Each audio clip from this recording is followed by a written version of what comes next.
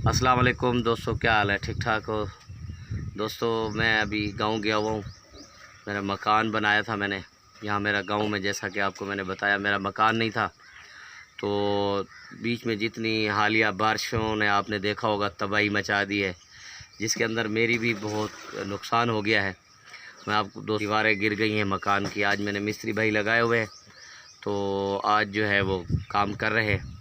मैं आपको दिखाता हूँ कि कौन कौन सा मेरा नुकसान हुआ है। मैं आप लोगों को दिखाता हूँ। मैं अभी गांव में हूँ, क्योंकि बारिशों की वजह से मेरा बहुत सारा नुकसान हो गया है। तो अभी मैं दिखाता हूँ सारा। तो दोस्तों ये देखें, काफ़ी सारा मेरा जो नुकसान हुआ है वो देखें आप। ये देखें, ये सारी मेरी दीवारें गिर गई हैं। ये देखें, ये मिस्त्री भाई जो है ये काम कर रहे हैं।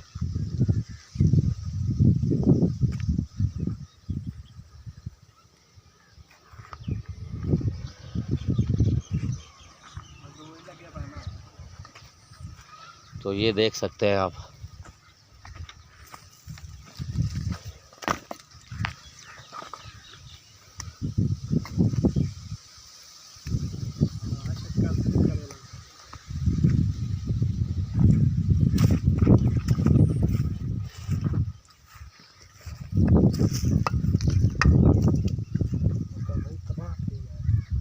ये देखें, सारा नुकसान हो गया है मेरा बहुत ज़्यादा।